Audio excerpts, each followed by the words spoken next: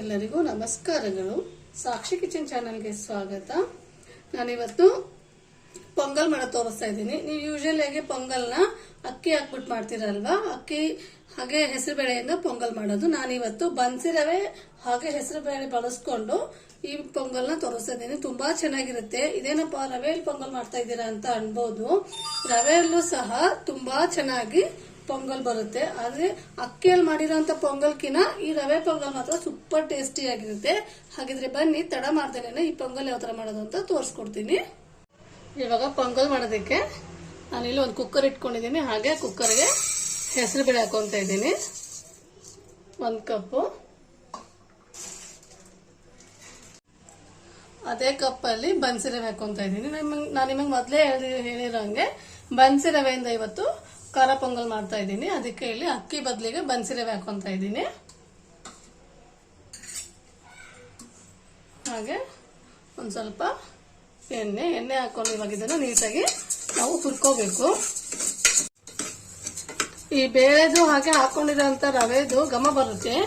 Light ಆಗಿ ಘಮ ಬರಕ್ ಶುರು ಆದಾಗ ನೀವಿಲ್ಲಿ ನೀರನ್ನ ಸೇರ್ಸ್ಕೋಬೇಕು. ಒಂದ್ 2 ರಿಂದ 3 ನಿಮಿಷ ಈ ತರ ಹುರ್ಕೊಂಡ್ಬಿಟ್ರೆ ಸಾಕಾಗುತ್ತೆ. ಬೇಗನೆ ಘಮ ಬರಕ್ಕೆ ಶುರು ಆಗುತ್ತೆ. ನೋಡಿ, ಇವಾಗ ಇಲ್ಲಿ ನನ್ಗೆ ಘಮ ಬರಕ್ಕೆ ಶುರು ಆಯ್ತು. ಇವಾಗ ಇದಕ್ಕೆ ನೀರ್ನ ಸೇರ್ಸ್ಕೊಂತ ಇದ್ದೀನಿ. ಪೊಂಗಲ್ ಅಂದ್ರೆ ಒಂದ್ ಸ್ವಲ್ಪ ನೀರಾಗಿದ್ರೇನೆ ಚೆನ್ನಾಗಿರುತ್ತಲ್ವಾ, ಅದಕ್ಕೆ ನಾನಿಲ್ಲಿ ನೀರ್ನೇನು ಅಳತೆ ಮಾಡ್ತಾ ಇಲ್ಲ. ಗಟ್ಟಿ ಆದ್ರೆ ಮತ್ತೆ ಆಮೇಲೆ ನೀರ್ನು ಸೇರ್ಸ್ಕೋಬಹುದು. ಅದಕ್ಕೆ ನಾನು ನೀರೇನು ಅಳತೆ ಮಾಡ್ಕೊಂಡಿಲ್ಲ ಇಲ್ಲಿ. ಇದಕ್ಕೆ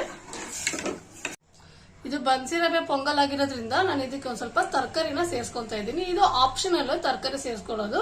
ಇಲ್ಲಿ ಚಿಕ್ಕದಾಗಿ ಕಟ್ ಮಾಡ್ಕೊಂಡಿರೋಂಥ ಬೀನ್ಸ್, ಹಾಗೆ ಚಿಕ್ಕದಾಗಿ ಕಟ್ ಮಾಡಿ ಇಟ್ಕೊಂಡಿರೋಂಥ ಕ್ಯಾರೆಟ್, ಹಾಗೆ ಒಂದು ಕ್ಯಾರೆಟ್ ಜೊತೆಗೆ ಒಂದು ಅರ್ಧ ಈರುಳ್ಳಿ ಸೇರ್ಸ್ಕೊಂಡಿದ್ದೀನಿ. ಹಾಗೆ ಇದಕ್ಕೆ ಹಸಿ ಬಟಾಣಿ, ಹಾಗೆ ಇಲ್ಲಿ ಕಾಳು ಮೆಣಸನ್ನ ಸ್ವಲ್ಪ ತರಿತರಿಯಾಗಿ ಕುಟ್ಕೊಂಡ್ಬಿಟ್ಟು ಹಾಕೊಂತ ಇದ್ದೀನಿ. ಈ ತರ ಫ್ರೆಶ್ ಆಗಿ ಕುಟ್ಕೊಂಡು ಹಾಕೊಂಡ್ರೆ ಪೊಂಗಲ್ಗೆ ತುಂಬಾ ಚೆನ್ನಾಗಿರುತ್ತೆ. ನೀವು ರೈಸ್ ಪೊಂಗಲ್ ಮಾಡಿದ್ರೆ ಆಯ್ತು, ಈ ತರ ರವೆ ಪೊಂಗಲ್ ಮಾಡ್ತಿರಲ್ಲ ಅದಕ್ಕೂ ಸಹ ನೀವು ಈ ತರ ಕುಟ್ಟಿನೇ ಹಾಕೊಳ್ಳಿ. ಅಂಗಡಿನ ತಗೊಂಡ್ಬಂದಿರೋಂತ ಕಾಳು ಮೆಣಸಿನ ಪುಡಿನ ಹಾಕೊಳಕ್ ಹೋಗ್ಬೇಡಿ. ಹಾಗೆ ಅರಿಶಿನ ಪುಡಿ, ರುಚಿಗೆ ತಕ್ಕಷ್ಟು ಉಪ್ಪನ್ನ ಸೇರಿಸ್ಕೊಂತ ಇದ್ದೀನಿ. ನೀಟಾಗಿ ಮಿಕ್ಸ್ ಮಾಡ್ಕೊಂಡ್ಬಿಡಿ.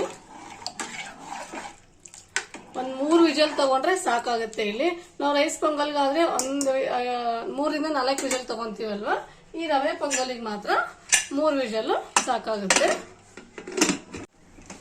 ಇವಾಗ ನಾನು ಲಿಡ್ ಕ್ಲೋಸ್ ಮಾಡಿ 3 ವಿಜಲ್ನ ತಗೊಂತೀನಿ. ನೋಡಿ, ಇವಾಗ ನಾನು ಇಲ್ಲಿ 3 ವಿಜಲ್ನ ತಗೊಂಡಿದ್ದೀನಿ. ಯಾವ ತರ ಆಗಿದೆ ಅಂತ ನೋಡಿ. ಇವಾಗ ನಾನು ಇದಕ್ಕೆ ಮತ್ತೆ 1 ಗ್ಲಾಸ್ ನೀರನ್ನ ಹಾಕೊಂಡು ಸ್ವಲ್ಪ ಕುದಿಸ್ಕೊಂತೀನಿ.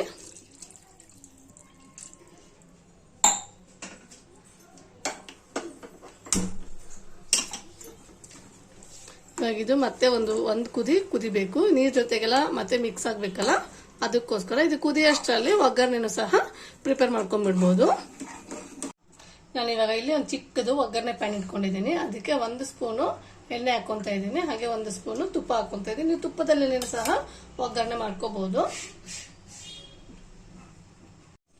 ಇವಾಗ ಎಣ್ಣೆ ಸಹ ಬಿಸಿಯಾಗಿದೆ. ಇದಕ್ಕೆ 1 ಸ್ಪೂನು ಜೀರಿಗೆ ಹಾಕೊಂತ ಇದ್ದೀನಿ. ಹಾಗೆ ಕರಿಬೇವಿನ ಸೊಪ್ಪು, ಒಣಮೆಣಸಿನ್ಕಾಯಿ. ನಾನಿಲ್ಲಿ ಖಾರಕ್ಕೆ ಹಸಿಮೆಣಸಿನ್ಕಾಯಿ ಬಳಸಿಲ್ಲ, ಬರೀ ಕಾಳು ಮೆಣಸು ಮಾತ್ರ ಬೆಳೆಸಿದ್ದೀನಲ್ಲ, ಅದಕ್ಕೆ ಒಗ್ಗರಣೆಗೆ ಒಣಮೆಣಸಿನ್ಕಾಯಿ ಹಾಕೊಂತ ಇದ್ದೀನಿ. ಹಾಗೆ ಹಸಿ ಕಾಯಿನ ಚಿಕ್ಕದಾಗಿ ಕಟ್ ಮಾಡ್ಕೊಂಡು ಹಾಕೊಂತ ಇದ್ದೀನಿ.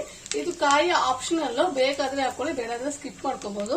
ಈ ಕಾಯಿ ಹಾಕೋದ್ರಿಂದ ತುಂಬಾ ರುಚಿ ಕೊಡುತ್ತೆ. ಬಾಯಿಗೆ ಸಿಗ್ತಾ ಇರುತ್ತಲ್ಲ, ಅವಾಗ ತುಂಬಾ ರುಚಿ ಕೊಡುತ್ತೆ. ಇವಾಗ ಒಗ್ಗರಣೆನೂ ಸಹ ರೆಡಿ ಆಯ್ತು. ನಾನು ಸ್ಟವ್ ಆಫ್ ಮಾಡ್ತಾ ಇದ್ದೀನಿ. ಇವಾಗ ನೋಡಿ, ರವೆ ಪೊಂಗಲ್ ಸಹ ಕುದೀತಾ ಇದೆ. ಮಾಡ್ಕೊಂಡಿರೋಂಥ ಒಗ್ಗರಣೆನ ಈ ಪೊಂಗಲ್ಗೆ ಸೇರ್ಕೊಂಡಿರ್ತಾ ಇದ್ದೀನಿ. ನೀವು ಈ ತರ ರವೆಯಲ್ಲಿ ಒಂದ್ಸರಿ ನಾನು ಉಪ್ಪಿಟ್ಟು ಮಾಡಿ ಸಹ ತೋರಿಸಿದ್ದೀನಿ. ಉಪ್ಪಿಟ್ಟು ಮಾಡ್ಬೋದು, ಇದರಿಂದ ನಮ್ಮ ಕಡೆ ಒಬ್ಬಟ್ಟು ಮಾಡ್ತಾರೆ ಬನ್ಸಿ ರವೆಯಿಂದ, ಅದನ್ನು ಒಂದ್ಸರಿ ತೋರಿಸ್ತೀನಿ ಆ ರೆಸಿಪಿನೂ ಸಹ. ಹಾಗೆ ಪೊಂಗಲ್ನು ಸಹ ಮಾಡ್ತಾರೆ. ಪೊಂಗಲ್ ಮಾತ್ರ ತುಂಬಾ ಚೆನ್ನಾಗಿರುತ್ತೆ.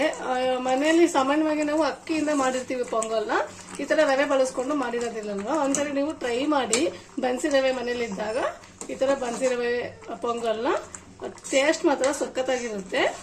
ನೋಡಿ, ಇದು ಇವಾಗ ರೆಡಿ ಆಯ್ತು. ಇದಕ್ಕೆ ಲಾಸ್ಟ್ ಅಲ್ಲಿ ಕೊತ್ತಂಬರಿ ಸೊಪ್ಪನ್ನ ಸೇರಿಸ್ಕೊಂತ ಇದ್ದೀನಿ. ರೆಡಿ ಆಯ್ತು ನೋಡಿ ಬನ್ಸಿ ರವೆ ಪೊಂಗಲ್ಲು. ಸೂಪರ್ ಟೇಸ್ಟಿಯಾಗಿರುತ್ತೆ. ಹಾಗೆ ಅಡುಗೆ ಮಾಡಕ್ ಬೇಜಾರಾದಾಗ ಈ ತರ ಬೇಗನೆ ತಟ್ಟಂತ ಆಗ್ಬಿಡುತ್ತೆ ಈ ಪೊಂಗಲ್ ಮಾತ್ರ. ನೋಡಿ ರೆಡಿ ಆಗಿದೆ ಬನ್ಸಿ ರವೆ ಪೊಂಗಲ್ಲು. ಸೂಪರ್ ಟೇಸ್ಟಿಯಾಗಿರುತ್ತೆ ಈ ಬನ್ಸಿ ರವೆ ಪೊಂಗಲ್ ಮಾತ್ರ. ಒಂದ್ಸರಿ ನೀವು ಮನೆಯಲ್ಲಿ ಬನ್ಸಿ ರವೆ ಇದ್ದಾಗ ಈ ತರ ಪೊಂಗಲ್ನ ಮಾಡ್ಕೊಂತೀನಿ. ಸಾಮಾನ್ಯವಾಗಿ ಅಕ್ಕಿ ಪೊಂಗಲ್ ತಿಂದಿರ್ತೀರಲ್ವಾ, ಅದ್ರ ಬದಲು ಒಂದ್ಸರಿ ನೀವು ಬನ್ಸಿ ರವೆಯಿಂದ ಪೊಂಗಲ್ ಮಾಡಿ ಟೇಸ್ಟ್ ನೋಡಿ, ಸೂಪರ್ ಟೇಸ್ಟಿ ಆಗಿರುತ್ತೆ. ಹಾಗಿದ್ರೆ ನಾನ್ ಮಾಡಿರುವಂತ ಈ ಪೊಂಗಲ್ ರೆಸಿಪಿ ನಿಮ್ಗೆ ಇಷ್ಟ ಆದ್ರೆ ಪ್ಲೀಸ್ ಲೈಕ್ ಮಾಡಿ, ಶೇರ್ ಮಾಡಿ, ಕಾಮೆಂಟ್ ಮಾಡಿ. ಹಾಗೆ ನನ್ನ ಚಾನೆಲ್ನ ಸಬ್ಸ್ಕ್ರೈಬ್ ಮಾಡೋದನ್ನ ಮಾತ್ರ ಮರಿಬೇಡಿ. Thank you.